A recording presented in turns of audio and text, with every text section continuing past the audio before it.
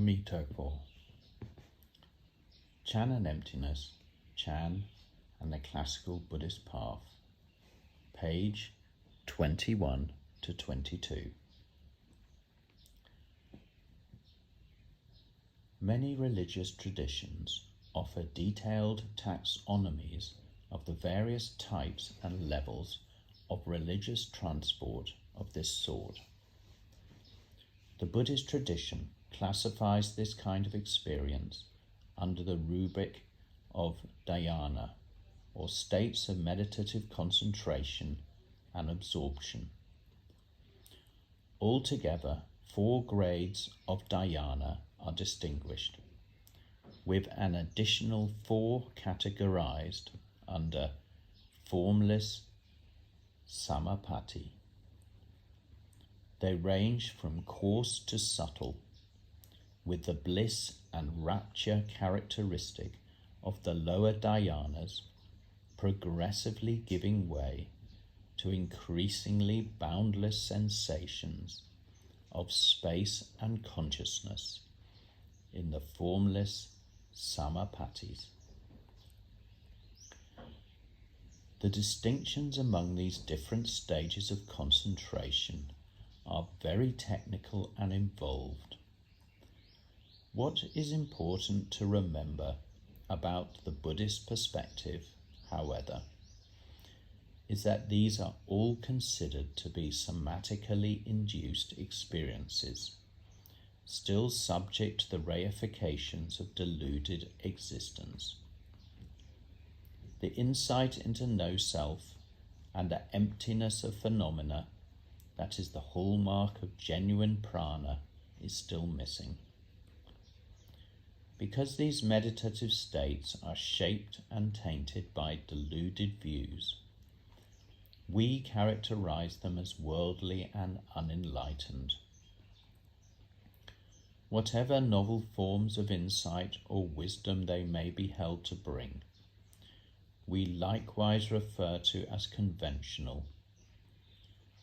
In order to clearly demarcate this sort of lower meditative state from genuine experiences of insight and liberation, the Buddhist tradition refers to the dhyanas and their like as mundane, laukika, or possessed of defiling outflows, sasravas. The meditative experiences associated with genuine insights of emptiness, no self and no mind, are designated supramundane, lokotara, and undefiled or devoid of outflows, anasrava. Why is it that we refer to such sublime experiences as dhyana as merely conventional or mundane? The ordinary or profane personality and the coarse forms of selfish craving associated with it may, indeed, have disappeared, but deluded views and attachment to the thought or construct of self are still prevalent. Everything that a person does or experiences under the influence of such states is still structured by the delusions and infatuations of self.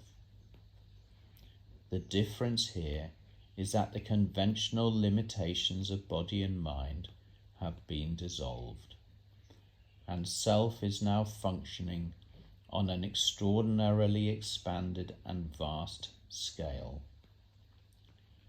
Small self has become a great self, small mind a big mind.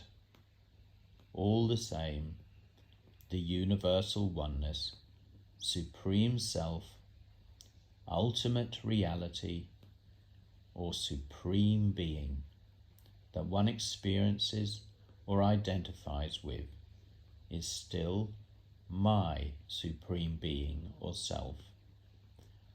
In sum, it is because these experiences still orbit around and are coloured by the thought of self that we call them conventional.